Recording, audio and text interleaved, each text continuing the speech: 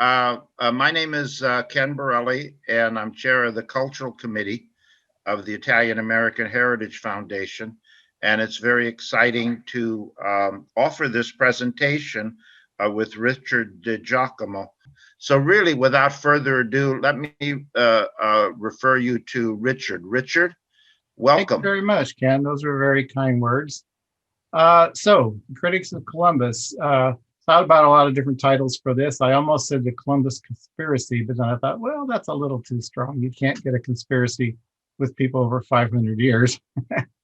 But I decided on character assassination of a great explorer as a subtitle because I really think that's what's going on here. This is more than just historical analysis. There's people that are frankly out to get Columbus. So if you could go on to the next slide, please. So why did I write this book? I'm not a Columbus apologist. There are those that are that way, but I do think he's a great man, but I also think he's been greatly misaligned, you know. I'm not an activist on either side. I research Italian history. I research Columbus. I also do local Native American history. So I have no, partiality in this subject. I'm a historian who wants to set the record straight. That's what really bothers me. I'm a history teacher. I can't stand to see when people are distorting history. Ask my wife every history movie I see. I go, that's not right. They didn't do that right. I want to set the record straight. I'm an educator. I think it's important historical figures are represented fairly and that students hear both sides of historical controversies. All right, next please. So this was the first book that I wrote on the subject. This was my master's thesis at San Jose State University, The New Man in the New World, the influence of Renaissance humanism on the explorers of the Italian era of discovery. And I highlighted what I called the Italian era of discovery. A lot of people don't realize that most of the early discoveries were done by Italians. Columbus, Vespucci, de Verrazzano, and the Cabots found about 90% of the Atlantic seaboard, and that they were the ones that trained the rest of the explorers that followed. Okay, next slide, please. So basically, the idea of the thesis was that there had to be a connection between the idea of the new world and the new age of the Renaissance. And I got this idea sitting there looking at Galileo's globe in Florence, and I went, aha, there's got to be something. There's a light bulb moment that went on there. And I turned to find out that there was actually a pretty good, strong connection between this idea of the new man and the new age of the Renaissance and the new world. And Columbus sort of had a foot in both worlds. In some ways, he was a medieval man. In some ways, he was a man of the Renaissance. So that book is what I originally got started on. All right, next, please. So I can't put up with inaccurate history being taught. Over the years, I've seen a series of increasingly more outrageous attacks on Columbus, which I knew were based on misinterpretations or omissions of the facts. And I said, I got to speak out. There's an example there on the slide. There's a website that talks about how Columbus is a monster. And that's really, fair and impartial history there, right? But that's the kind of stuff the kids are looking up when they Google Columbus for their history papers. All right, next, please. I've always said as a history teacher, historical truth is more interesting and complex than glittering generalities. You just have these broad statements like Columbus is a monster, right? And broad brush denunciations by revisionists. My findings are based on historical sources. That's how I was trained at San Jose State. If it's not in the primary sources, you can't say it.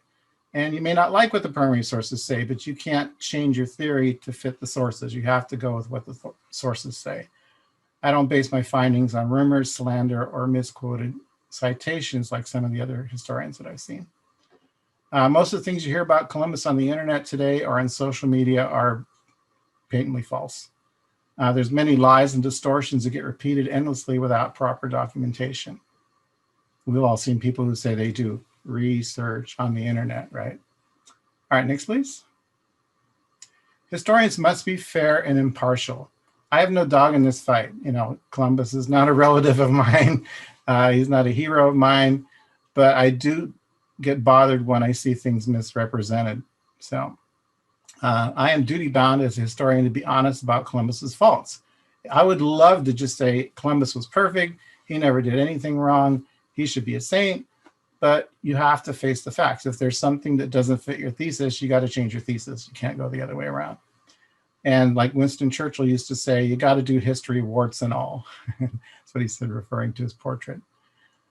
Even with his failures, Columbus was a far better man than most explorers and conquistadors. And that's what really bothers me, is why don't they go after these other guys who did far worse things like Pizarro or Cortez?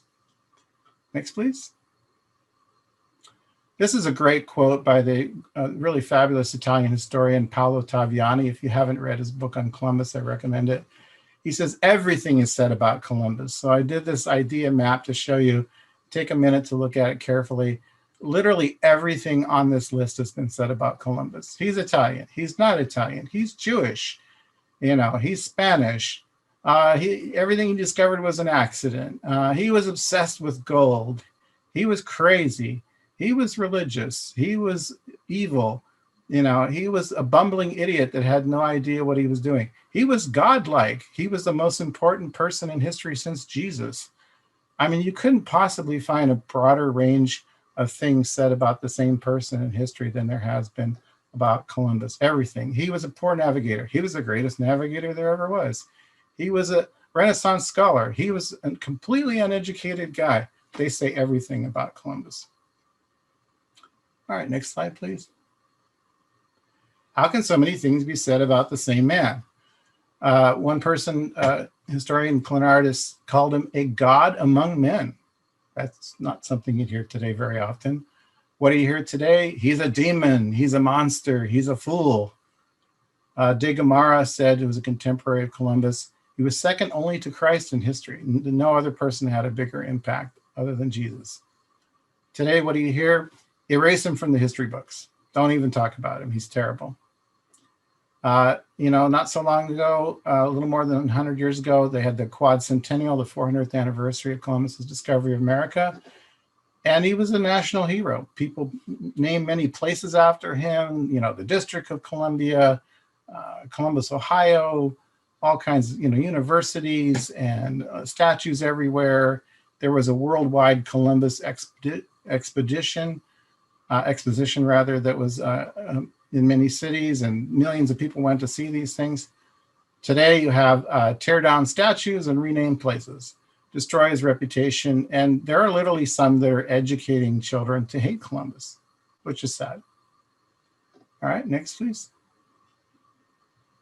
However, what I discovered in my research is attacking Columbus is nothing new. This is not just a modern thing. There have been critics of Columbus since his own times. They were mostly greedy contemporaries who wanted to steal his glory or his money. And I found a really fascinating book in my research. It's just recently been translated into English, and mine is one of the first books to utilize this primary source. It's not cheap, but I recommend getting it if you're really into Columbus. It's called The Pleitos Colombinos in Spanish, or the Colombian Lawsuits. And it's a little bit of a drudge to get through, but it's really interesting because it has all of the people that were involved in the lawsuit over Columbus. Now, poor Columbus, he was already dead at this point. But you know how it goes sometimes when somebody dies, everybody starts fighting over his stuff, right? So this was actually a lawsuit between the heirs of Columbus and other people who were trying to get his money, notably the Pinzon family, who used to be friends of Columbus and one of his backers. And these have some really interesting testimony that's never been used in most Columbus books before. People who actually sailed with him, who knew him, and some of them say that he deserved credit for America, that he should be paid everything the Spanish promised him, and others said not. But it's interesting how a lot of the modern historians that want to bash Columbus completely ignore all the positive testimony in front of Columbus and sort of cherry pick the anti-Columbus things that they can use in their books. All right, next, please. The character and conduct of Christopher Columbus has come under more criticism than almost any other historical figure. Usually this level of criticism is reserved only for people like Hitler or Stalin or somebody really awful like that. And I wonder, why don't other explorers and conquistadors who did far worse draw the same condemnation? There were people in Columbus's time and shortly after that did really bad things, and they don't get denounced nearly as much as Columbus. Why is everything focused on that one man as if he's solely responsible for all the bad things that followed? All right, next, please. Most biographies before the 1900s were positive about Columbus. It was very hard to find anything that was negative about him. In America, the pro-Columbus tradition started with Washington Irving. Yeah, that's the guy that talked about George Washington's wooden teeth and chopping down the cherry tree and all those other wonderful fables. America was a new country. We were looking for our own unique history. And so we were looking for our own heroes. So we looked to Columbus as a role model. Here's a guy who was a poor immigrant. He's a self-made man. You know, he wasn't some elitist noble person from Europe. And look at all the great things he did. So people looked to Columbus as a hero. It was very common in the 1800s and even into the 1900s to see in school. There would be plays about Columbus and people doing speeches and pageants and songs written to him and everything like that. I even saw a little bit of that when I was a kid. So this kind of Columbus worship kind of went on, and you couldn't say anything bad about Columbus at all practically in the 1800s. And we talked about the International Columbian expositions that were also very popular at the time. All right, next, please. So how did this anti-Columbus movement start? It started up with a historian named Aaron Goodrich, and he got fed up with all this overweening praise of Columbus, and he wrote The History of the Character and Achievement of the So-Called Christopher Columbus. Don't you love that title? So-Called Christopher Columbus.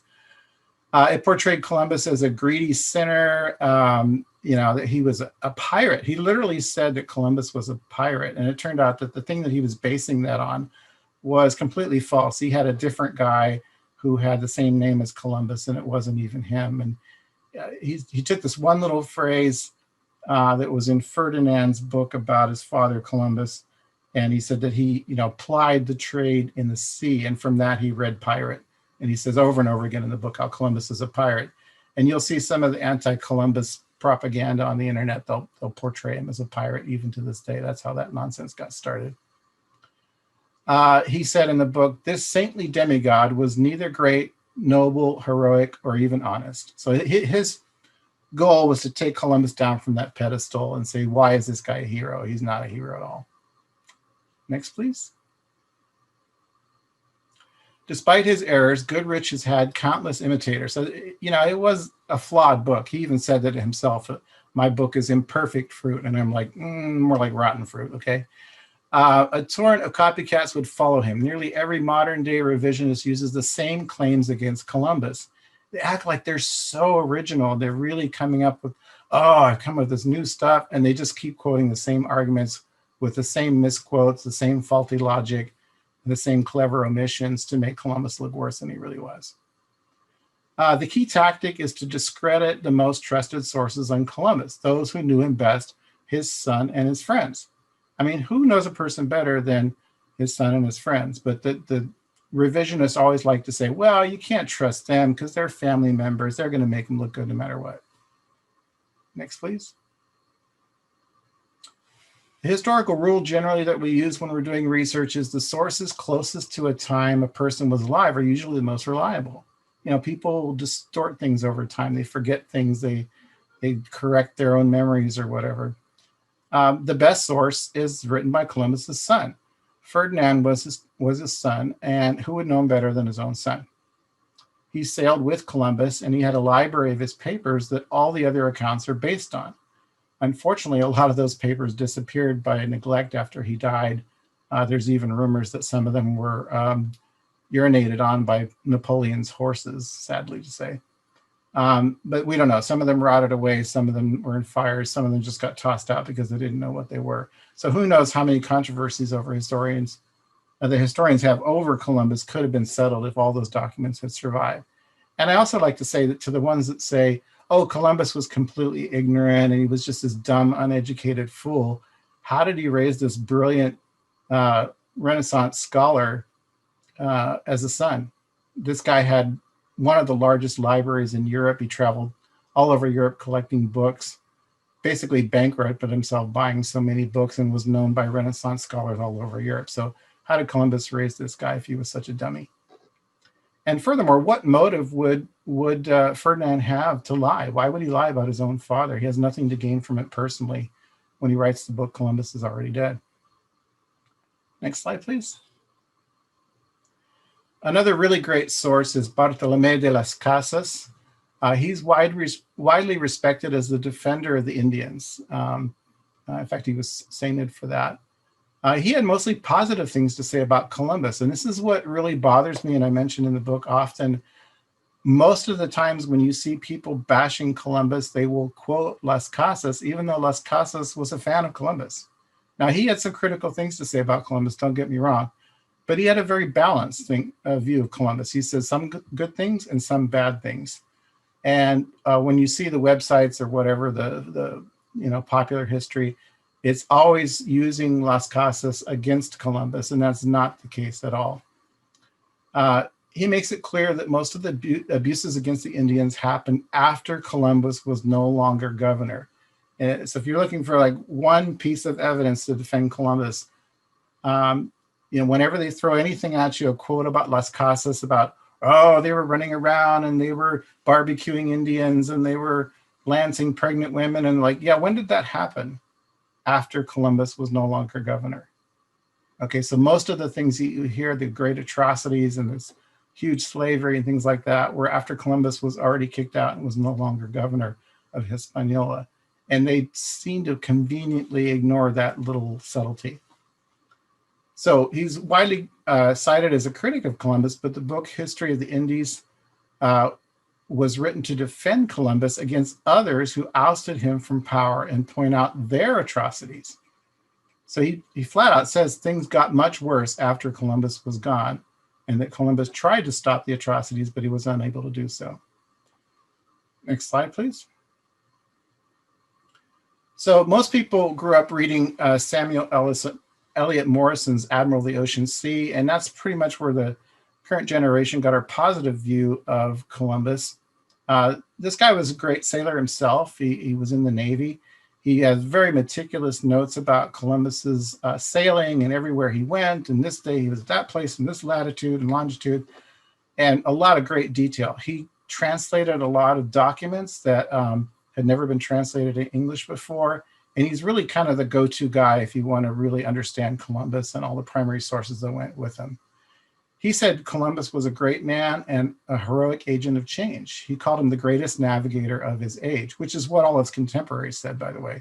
There isn't a single contemporary, even if they didn't like Columbus, none of them said he was a bad sailor. He compiled an extensive collection of documents about Columbus, which he translated, and he's still the most widely respected biography of Columbus. Next, please. So around the time of the 500th anniversary, it became fashionable to attack Columbus. This is a picture here on the side. Rethinking Columbus was a book that was put out for teachers, and it has some good lessons in it, but it is highly, highly biased. All throughout the book, it refers to Columbus as a thief and a destroyer of cultures. And as a matter of fact, there's a lesson plan in the book that recommends that students go into the next door teacher's classroom and steal something out of their purse, because that's what Columbus did to people in America. I think that's just outright propaganda and ridiculous. I would never do that with my students. It's just brainwashing. So it became popular to say things like, oh, Columbus didn't really discover America. It was Leif Erikson or somebody else.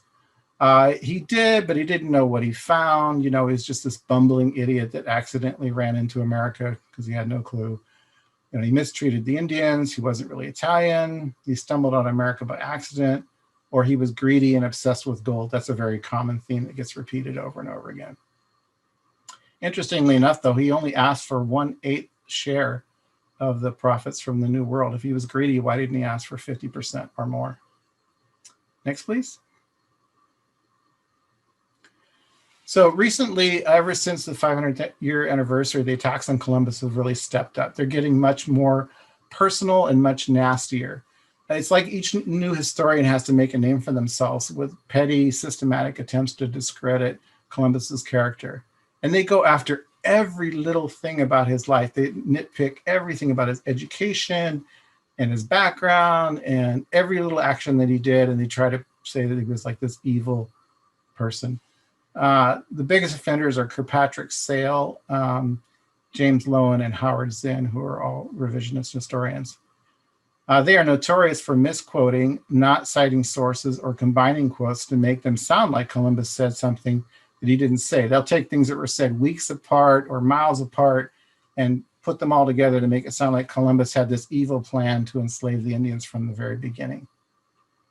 Next, please. Modern historians are starting to take a more impersonal, less critical view of Columbus. So I think the balance is starting to come back, but we got a long ways to go. I honestly think they've run out of bad things to say about him. They've criticized every single aspect of his life. And I think people are getting bored with that routine, and they're looking for a little more balance. Many historians rehash the same arguments against Columbus over and over again. They still point out his faults, but they're not quite as vicious and personal about it. Some of these earlier authors that just are so nasty and can't find a single good thing to say about Columbus, or they go on and on about, oh, he was insane, he was delusional, he was greedy, he was a monster. It gets pretty irritating after a while. Some of the more recent ones that you'd probably enjoy, Carol Delaney did a really nice book called Columbus and the Quest for Jerusalem, which is explaining the religious backgrounds to Columbus's motives, that it really wasn't about the gold. It was about getting the gold in order to launch new crusades. And he was doing this out of religious motivations. And she uses some of Columbus's spiritual writings, which is often dismissed by revisionist historians as just cuckoo stuff, that, oh, he was just this crazy guy that was in this mystical nonsense. But I think that's kind of disrespectful to people's religion. And I think as a historian, we owe it to ourselves to understand people in the way that they thought. Even if we don't agree with it, we should understand their religious viewpoint and where they're coming from, not just mock it because we don't happen to be religious or something like that. Another one that's a little bit better is Lawrence Bear Green's Columbus, the Four Voyages. Next, please. So here's some of the modern Columbus controversies. Slavery, you've heard a lot about, genocide, rape, how Columbus should be taught in the schools, whether the statue should be torn down or not, and Columbus Day. Next, please. So the thing about slavery is you're always walking on thin ice when you're talking about this, because you don't want people to think, well, I'm pro-slavery or I am some sort of apologist or something like that. But what I try to point out to people is that the complexity of history is more interesting and more accurate and more important than the propaganda version of it. The propaganda is Columbus was this evil slaver and he planned this all out from the very beginning. That's the only reason why he came to America, which is just nonsense. There was actually a lot of subtlety to Columbus's slavery. You can't deny it and say there was no slavery. That's not accurate. That's not fair. But there were a lot of different reasons why it happened, and there's a lot more subtlety to it than you're hearing out there in the social media and popular history. So the first kind of slavery that he did was taking on guides and translators, and a lot of different explorers did this. You don't know where you're going, you don't know what's happening, so you stop and you pick up a local person as a guide. So they called this slavery, but what they failed to mention is the fact that Columbus almost always returned these people to their homes. And did not force them to do any manual labor. He didn't force them to come aboard. They usually came aboard of their own volition. And he didn't chain them up or anything like that, didn't torture them.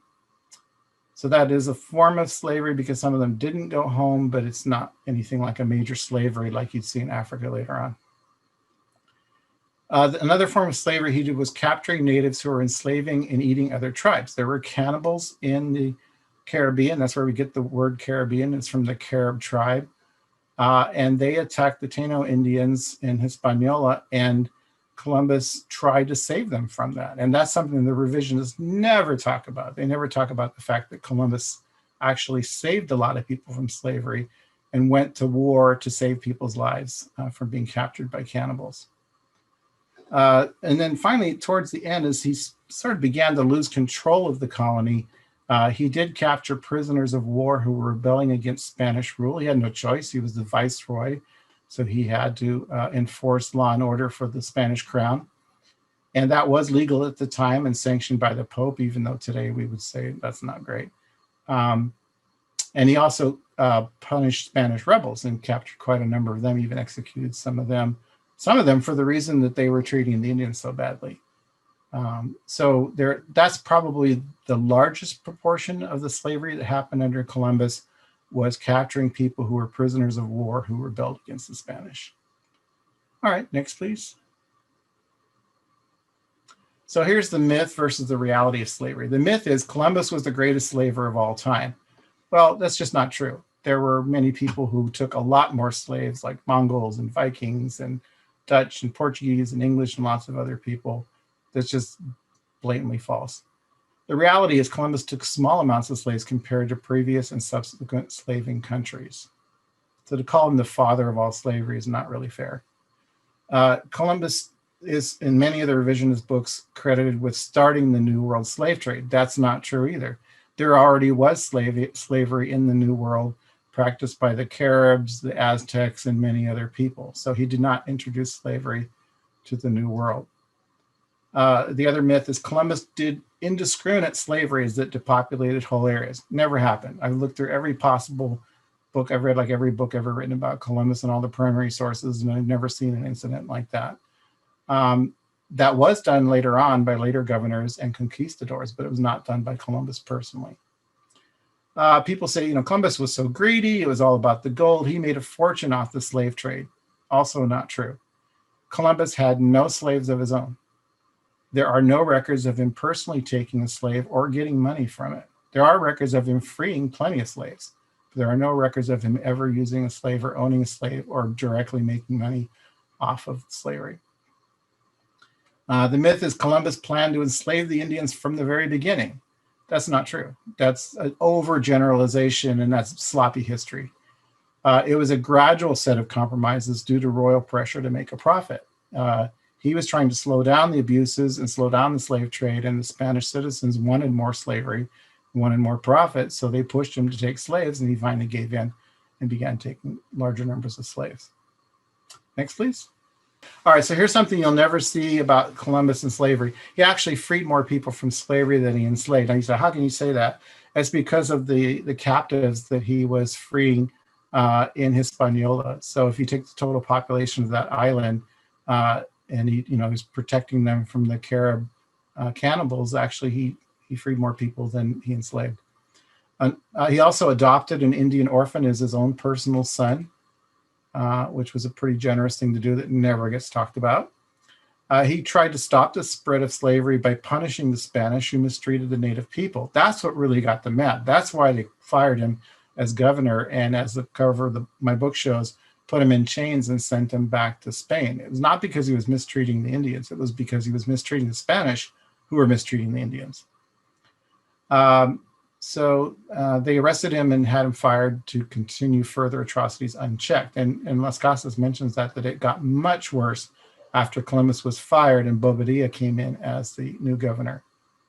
And probably things would have been much worse in the hands of another conquistador. They wouldn't even have tried to stop the spread of slavery. They would have just kept on going full speed ahead.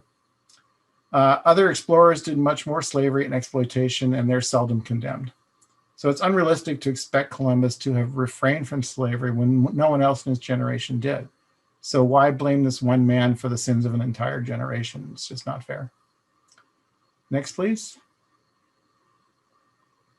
So here's an interesting Columbus quote. I didn't want to burden you with a lot of quotes because, it would make things a little hard to follow in a speech, but here's one really good one. This was actually spoken at the time of Columbus. He would make war upon the cannibals and all the natives guilty of crimes, punishing them according to their deserts.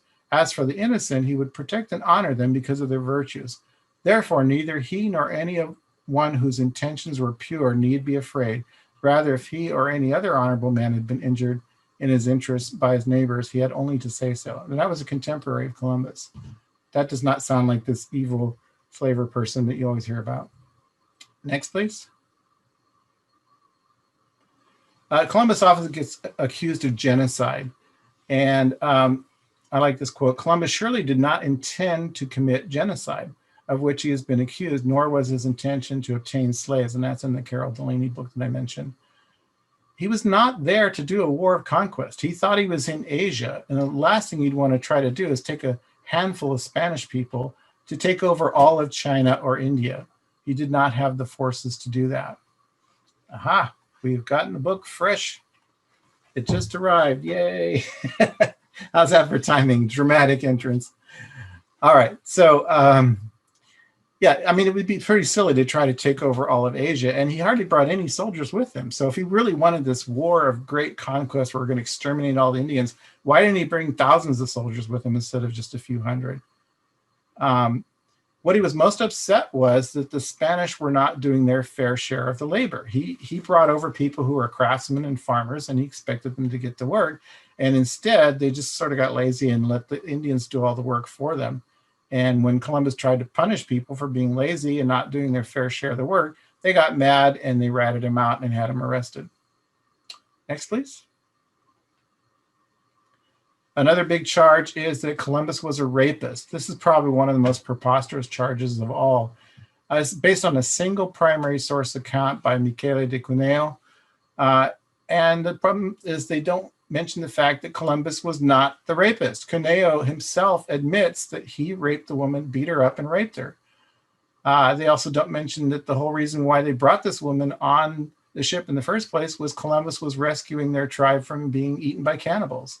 They don't mention the fact that the woman was sexually mutilated by the cannibals and that Columbus was rescuing her, saving her life. Columbus was not even in the room when this happened. Cuneo doesn't mention anything about it. There's just a vague statement about Columbus gave the woman to her. We don't know what that means. Does that mean marriage or slavery? We don't know. But it does not say in the primary source that Columbus said, here's this woman, go rape her. I give you permission or condone that. Some scholars say that document's not even true, that it's a complete forgery. And there's absolutely no other accounts of sexual misconduct by Columbus anywhere. In fact, most of his contemporaries say that he was so pious he could have been a monk. Next, please. All right, so here's my recommendations in conclusion. I don't think we should obsess on Columbus's shortcomings and miss the major point of his accomplishments. There's so much about Columbus, the rapist, Columbus, the murderer, Columbus, genocide. Like, well, what about Columbus, the explorer, and all the great things he did? That's getting lost in all of this confusion. If our school children are merely learning that Columbus was an evil slaver who was obsessed with gold and don't know about his careful study and preparation, his bravery, his skill and determination to overcome all obstacles, they're not getting a balanced picture of this key historical figure. Next, please. We should not hide his faults. We can't say, oh, there was no slavery, he never did anything wrong. But we shouldn't idolize him either. You know, we shouldn't go back to the way it was in the 1800s and say, oh, great Columbus, what a perfect person. He had his faults, like anybody in history. There's good things about them, and there's bad things about them. But nor should we demonize him and hold him personally responsible for the sins of an entire generation. I can't emphasize that enough. It's not fair to say all slavery happened because of Columbus. That's just ridiculous. To single out Columbus and ignore the horrible misdeeds of other explorers and conquistadors is unfair and not an accurate history teaching at all. Next, please. We should trust the people who knew Columbus the best, his son, Las Casas, people who knew him. We should rely on the testimonies of the earliest chroniclers and witnesses who actually met Columbus, not today's naysayers. His contemporaries all say he was pious, humble, intelligent, diligent. None of them blame him for slavery, not a one. And there's a quote there from Las Casas that tells you what kind of a person he was. So he says that his intentions were good, that they were not biased by greed and prejudice. Basically, everything he did for the king and the queen. All right, so he was sort of a man loyal to the king and the queen. And really, if you want to blame anything, blame them, blame the system of imperialism itself, the system that justified that it's okay to put a flag on somebody else's land and say it's your own.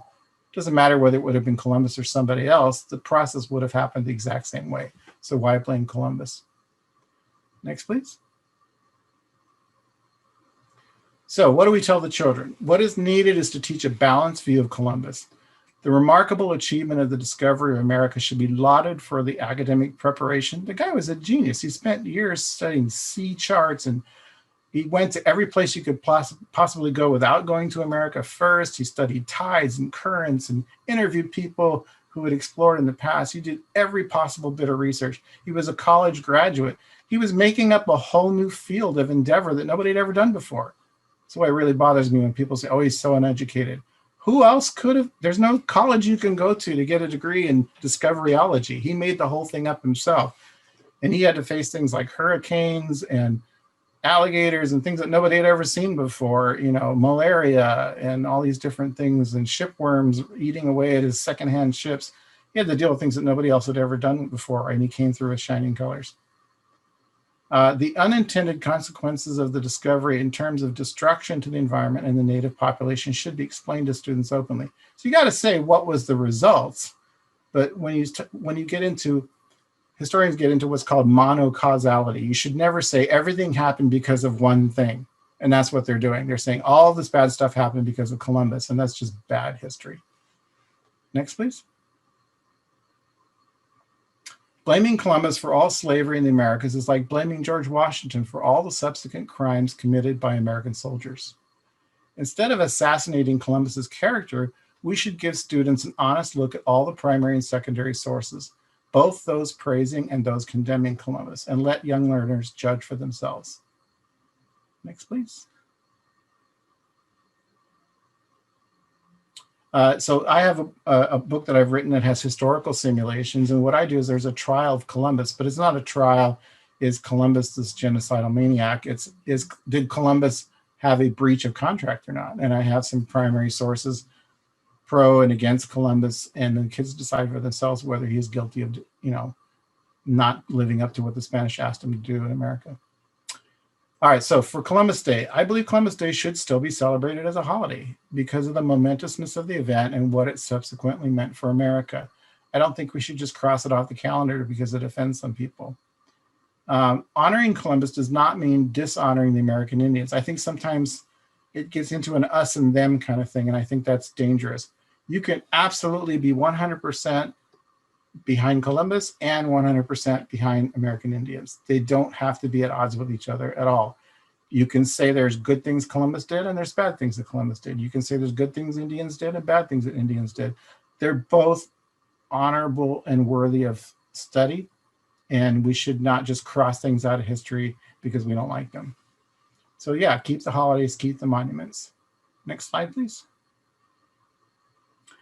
I don't think the statue should be torn down. I wouldn't personally put my money into a statue, but it's a free country. If people want to make a statue to Columbus, they should be allowed to do that. No other person should be allowed to tear down your statue. They could request that it be moved or something like that, but that's something that a lot of hardworking, honest immigrants put their own money into. They didn't have a lot of money, and if they want to do that, that's their business. I don't think it's right to tear down statues unless it's something like a Confederate general or a dictator like Stalin or something like that. Next, please. And I guess that's it. So I guess we'll go to questions and answers. I'll do my best to take any question I can. If it's something I can't recall or I need to research a little bit more, I can always look it up and get back to you. Revisionist historians, but they're very one-sided because they don't quote any of the people that were on Columbus's side in the lawsuit. So it really doesn't get into any of the questions about genocide or who discovered America. It's basically saying that Pinzon had the idea for going to America first, that he told Columbus that there was a secret agreement that Pinzon family would get 50% of the proceeds, even though there's no documents to support that. And so it's really just the heirs fighting over the money. Yeah. But they didn't bring any of the famous people in that knew Columbus. His son, Las Casas, they weren't allowed to speak. Their books were suppressed and didn't come into print for a couple hundred years after Columbus's death.